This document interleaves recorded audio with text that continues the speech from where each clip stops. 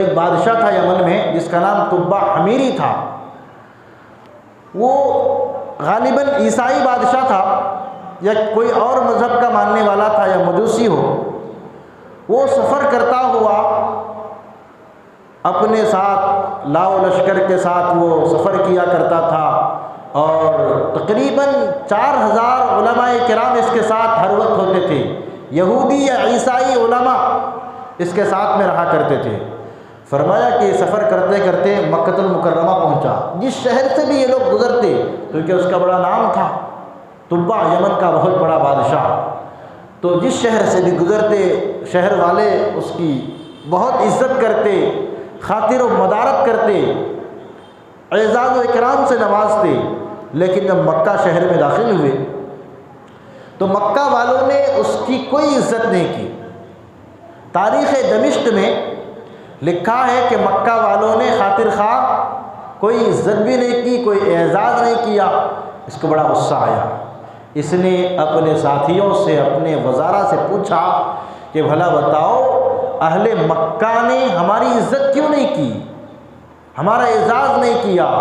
दूसरे शहरों से हम आए लेकिन वो लोग बहुत एज़ाज़ किए, बहुत मेहमान नवाजी की, लेकिन मक्का वालों ने हम लोगों को कोई इज़्ज़त न दी। तो उनके वज़ीरों ने कहा कि यहाँ पर एक खाने खुदा है, खुदा का घर है, जिस घर की ये लोग बहुत ही ताज़ीम और इज़्ज़त करते हैं, लिहाजा ये लोग दूसरे बादशाहों की कोई इज़्ज़त नहीं करते।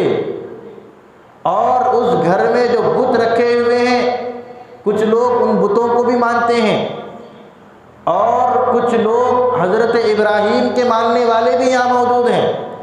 लिहाजा वो दूसरे लोगों को खातिर में नहीं लाते, वो अपने आप में मस्त रहते हैं। उसी वक्त से बादशाह ने ये इरादा कर लिया कि मैं इस खाने खुदा को गिरा करके रहूँगा, इस काबतुल्लाह को ढा करके रहूँगा। तफसीर की किताबों में लिखा है कि जिस दिन से उसने ये इरादा किया, उसके सर में इतना शदीद दर्द होने लगा और उसके जिस्म में एक ऐसी बदबू फैल गई, एक बीमारी फैल गई कि उसके अपने दोस्त अहबाब उससे नफ़रत करने लगे। और तबीबों को, डॉक्टरों को बुलाया गया इलाज के लिए, मगर कोई दवा असर न करती थी, फ़ायदा नहीं पहुंचाती थी। बहुत दिनों के बाद एक आलिम दीन जो गालिबन ईसाई राहिब थे, उन्होंने बादशाह से कहा, बादशाह सलामत, आपसे मैं एक सवाल करूंगा, आप उस सवाल का दुरुस्त जवाब दीजिए और मैं माजरत के साथ वो सवाल करूंगा। कहा क्या सवाल है? कहा सवाल ये है, आप ये बताइए कि आप इस शहर में मौजूद हैं, इस शहर में खुदा का एक घर है, उस घर के बारे में आपके दिल में क्या ख्याल है? उसने कहा कि मेरे दिल में ये ख्याल है कि कुछ दिनों में मैं इसको ढा देता, मुनहदिम कर देता। तो उस आलिम दीन राहिब ने फरमाया कि यही वजह है कि आपकी बीमारी ख़त्म नहीं हो रही है। जिस दिन से अल्लाह के घर को आपने ढाने का इरादा किया है, अल्लाह ने आपको उसी बीमारी में मुसल्लत कर दिया, बीमारी में मुब्तला कर दिया।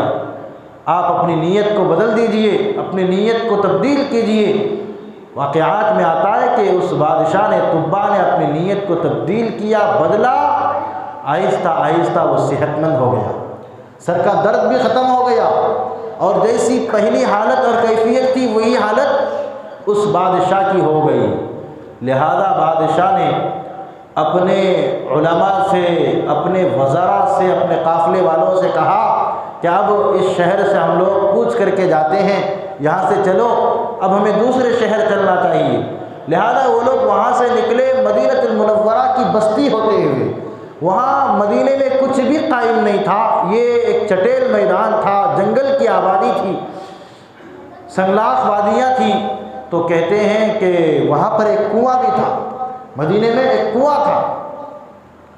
उन ईसाई राहिबों ने और यहूदी राहिबों ने तौरेत में, इंजील में पढ़ रखा था कि मदीना मुनव्वरा एक बस्ती होगी और जिसमें अल्लाह के रसूल आकर आबाद होंगे, हिजरत करके तशरीफ़ लाएंगे, आपकी सवारी ऐसी होगी और फलां के घर में रुकेंगे।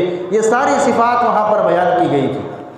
तो उन्होंने इन चीज़ों को, इन अलामतों और निशानियों को देखकर ये भांप लिया, पहचान लिया कि यही वो सरज़मीन है। लिहाजा उन उलमा ने, 400 उलमा ने कहा, तकरीबन 4000 उलमा साथ थे, उनमें से 400 ने कहा कि हमें यहाँ क़ियाम की इजाज़त दीजिए। लिहाजा उनको क़ियाम की इजाज़त दे दी गई। बादशाह ने पूछा, आप लोग यहाँ क़ियाम क्यों करना चाहते हो? कहा कि हमने अपनी किताबों में पढ़ा है कि यहाँ पर आखिरी नबी आकर आबाद होंगे, इसीलिए हम यहाँ रुकना चाहते हैं। बादशाह ने कहा, तुम्हारे साथ मैं भी रुकूँगा। लिहाजा सीरत की किताबों में लिखा है कि बादशाह ने वहाँ पर उन 400 उलमा के लिए अलग अलग खैमे और रूम बनाए, और एक रूम अल्लाह के रसूल के लिए भी बनाया सल्लल्लाहु अलैहि वसल्लम। आपके लिए भी एक रूम बनाया। और किताब में लिखा है तारीख़ दमिश्क में कि 1000 साल तक उस बादशाह ने अल्लाह के रसूल का इंतज़ार किया, मगर अल्लाह के रसूल तो तब आने वाले थे नहीं। उसने ख़त लिखा अपनी जानिब से अल्लाह के रसूल को कि मैं आपके जद्द अमजद हज़रत इब्राहीम के दीन पर अभी फ़िलहाल ईमान रखता हूँ, ईमान ले आता हूँ, और मैं आपकी शरीयत को भी कबूल कर रहा हूँ। आप क़ियामत के दिन मेरी सिफारिश कर दीजिएगा। लिहाजा वो ख़त एक आलिम दीन को, जिस आलिम ने उनको बताया था मक्के में कि आपके दिल में क्या इरादा है, वो ख़त उसके हवाले कर दिया उन आलिम दीन के। बादशाह और उनके हवाली मवाली वहाँ से रवाना हो गए। उस आलिम की औलाद को वो ख़त मिलती है, फिर औलाद की औलाद, औलाद की औलाद, इस तरह होते होते ये ख़त हज़रत अबू अय्यूब अंसारी रज़ी अल्लाह ताला अन्हु के पास मौजूद होता है। आक़ाए नामदार सल्लल्लाहु अलैहि वसल्लम मक्के से हिजरत करके मदीना तशरीफ़ लाते हैं, तो हज़रत अबू याला अंसारी रज़ी अल्लाह ताला अन्हु, ये लोग अंसार जो हैं, जो मदीने में मौजूद थे, ये उन्हीं आलिमों की औलाद हैं जो अंसार मदीना कहलाते हैं। उलमा ने लिखा उन्हीं आलिमों की औलाद और नस्ल हैं। वो ख़त उनके पास मौजूद था। हज़रत अबू याला रज़ी अल्लाह ताला अन्हु से कहा गया कि वो ख़त आप अल्लाह के रसूल को पेश फरमाएँ।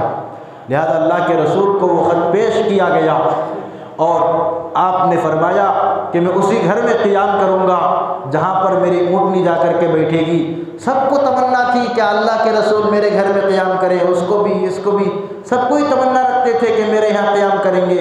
लेकिन अल्लाह के रसूल ने फरमाया, मेरी ऊँटनी खुदा के हुक्म से जहाँ रुकेगी, ठहरेगी, उसी घर में क़ियाम होगा।